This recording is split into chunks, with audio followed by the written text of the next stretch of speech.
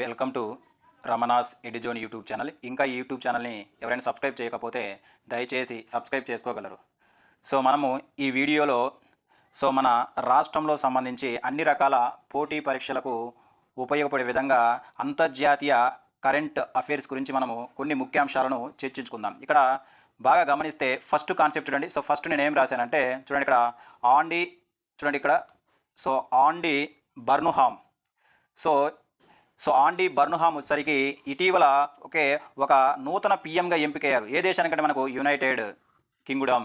United కింగ్డమ్కి ఇటీవల కొత్త ప్రధానమంత్రిగా నియమించిన వ్యక్తి ఎవరంటే మనకు ఆండీ బర్న్హామ్గా మనం గుర్తుపెట్టుకోవాలి. అయితే ఇతను మనకు బ్రిటన్లో రెండు పార్టీలు ఉంటాయి. వాటిలో మనకు లేబర్ పార్టీ ఉంటుంది, అదేవిధంగా కన్జర్వేటివ్ పార్టీ ఉంటుంది. అయితే ఈ ఆండీ బర్న్హామ్ వచ్చరికి ఏ పార్టీకి చెందినవాడు మన ఎగ్జామినేషన్ పాయింట్ ఆఫ్ గుర్తుపెట్టుకోవాలి. ఏ పార్టీ కంటే మనకు లేబర్ పార్టీకి చెందినటువంటి వ్యక్తి ఇటీవల యూకేకి నూతన పిఎంగా ఎన్నికైనటువంటి వ్యక్తి మనకు ఈ ఆండీ బర్న్హామ్ అని గుర్తుపెట్టుకోవాలి. ఓకేనా. నెక్స్ట్ చూడండి. నెక్స్ట్ మనం గమనిస్తే ఫ్రాన్స్ దేశం వచ్చేసరికి మనకు వార్తల్లో ఉందండి. ఇక్కడ ఈ ఫ్రాన్స్ దేశాన్ని కానీ గమనిస్తే ఏంటంటే మనకు ఇటీవల ఈ దేశము 15 ఏళ్లలోపు వారికి సోషల్ మీడియాను బ్యాన్ చేసినటువంటి దేశంగా ఇది ఇటీవల వార్తల్లో నిలిచింది. చాలా ఇంపార్టెంట్. మనకు ఇటీవల ఏ దేశము 15 ఏళ్లలోపు వారికి సోషల్ మీడియాను బ్యాన్ చేసినటువంటి దేశం ఏంటంటే మనకు ఫ్రాన్స్ దేశంగా మనం గుర్తుపెట్టుకోవాలి. నెక్స్ట్ చూడండి, చాలా ఇంపార్టెంట్. నెక్స్ట్ మనకి ఏంటిది యుఏఈ. ఒక్కసారి మనం గమనిస్తే యుఏఈకి మన ఏపీకి సంబంధం ఉందండి. చాలా ఇంపార్టెంట్. ఇక్కడ మనం బాగా గమనిస్తే ఇటీవల ఆంధ్రప్రదేశ్లోనే నెల్లూరు జిల్లాలో 100 కోట్ల వ్యయంతో మనకు వచ్చేసరికి ఒక ఫుడ్ పార్కును ఏర్పాటు చేయబోతున్నటువంటి దేశం ఏంటంటే మనకి ఇక్కడ యుఏఈ అండి. చాలా ఇంపార్టెంట్. మనకు ఇటీవల ఆంధ్రప్రదేశ్లో నెల్లూరు జిల్లాలో ఏ దేశము 100 కోట్ల వ్యయంతో మనకు ఒక ఫుడ్ పార్కును ఏర్పాటు చేయబడుతున్న మనకు యుఏఈ అని మనం గుర్తుపెట్టుకోవాలి. చాలా ఇంపార్టెంట్. ఎందుకంటే ఇది మనకు ఏపీకి సంబంధించింది అనమాట. నెక్స్ట్ చూడండి.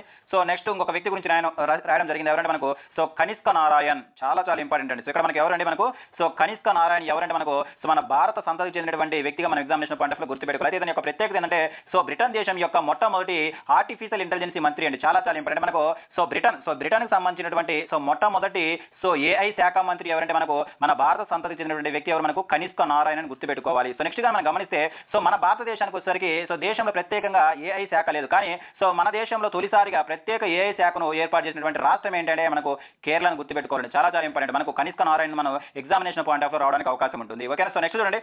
నెక్స్ట్ నేను ఎవరి గురించి రాశాను, నాకు క్వాడ్ గురించి రాశాను. చాలా ఇంపార్టెంట్. ఎవరంటే మనకు క్వాడ్.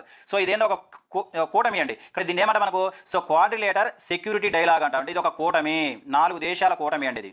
4 దేశాల కూటమిగా మనం గుర్తుపెట్టుకోవాలి క్వాడ్ అనేది.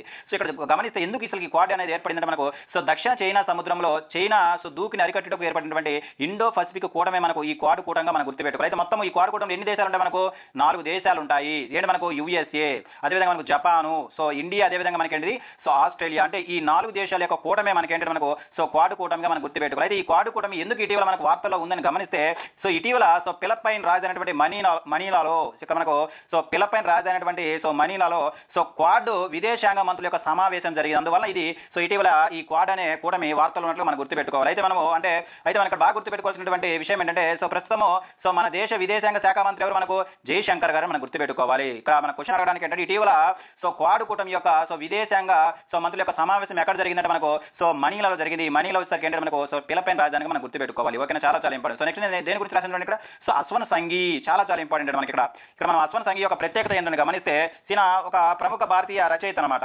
ప్రముఖ భారతీయ రచయిత. అంటే మనకు ఇక్కడ ఇతనికి వచ్చేసరికి మనకు భూటాన్ దేశం యొక్క అవార్డు రావడం జరిగింది. సాహిత్యానికి సంబంధించినటువంటి అవార్డు ఈ అశ్విని సంఘీకి రావడం జరిగింది. ఏ దేశానికి సంబంధించిన మనకు భూటాను. ఇక్కడ మనం బాగా గమనిస్తే భూటాన్ దేశ రాజు ఎవరు మనకు జిగ్మే సింఘీ వాంగుచుక్కు 70వ జయంతి సందర్భంగా ఒక అవార్డును ప్రారంభించారు. అవార్డు అంటే మనకు జేఎస్డబ్ల్యూ సాహిత్య అవార్డు అనమాట. ఈ మొట్టమొదటిసారిగా ఏర్పాటు చేసినటువంటి ఈ జేఎస్డబ్ల్యూ సాహిత్య అవార్డుకు ఎంపికైనటువంటి వ్యక్తి ఎవరు మనకు మన భారతీయ రచయిత అయినటువంటి అశ్వన్ సింఘీ గారు మన ఎగ్జామినేషన్ పాయింట్ ఆఫ్ లో గుర్తుపెట్టుకోవాలి. చాలా ఇంపార్టెంట్. అయితే ఇక్కడ ఇతని యొక్క ప్రముఖ గ్రంథం ఉంది. ఆ గ్రంథం కూడా మన ఎగ్జామినేషన్ పాయింట్ ఆఫ్ లో గుర్తుపెట్టుకోవాలి. ఆ గ్రంథం ఏంటంటే మనకు చాణుక్యాస్ చాంట్ అనమాట. అంటే మనకి ఇక్కడ ఈ అశ్వని సంఘీ యొక్క ప్రముఖ గ్రంథం ఏంటంటే మనకు ఫేమస్ గ్రంథము చాణుక్యాస్ చాంట్ గా మనం గుర్తుపెట్టుకోవాలి. ఇతను మన పక్క దేశమైనటువంటి భూటాన్ దేశం యొక్క జేఎస్డబ్ల్యూ అనే సాహిత్య అవార్డును పొందిన వ్యక్తిగా మనం ఎగ్జామినేషన్ పాయింట్ ఆఫ్ లో గుర్తుపెట్టుకోవాలి. ఇవి మనకు ఇటీవల జూలైలో మనకు వార్తలు ఉన్నటువంటి కొన్ని అంతర్జాతీయ అంశాలు. వచ్చే వీడియోలో మరికొన్ని కరెంట్ అంశాల గురించి మనం ఎగ్జామినేషన్ పాయింట్ ఆఫ్ లో చర్చించుకుందాం. ఇవన్నీ కూడా మీకు ఉపయోగపడుతున్నాయి అనుకుంటే దయచేసి నా యూట్యూబ్ ఛానల్ని సబ్స్క్రైబ్ చేయండి, అదేవిధంగా లైక్ చేయండి, అదేవిధంగా మీ ఫ్రెండ్స్కి షేర్ చేయండి. ఇంతవరకు చూసినందుకు ధన్యవాదాలు.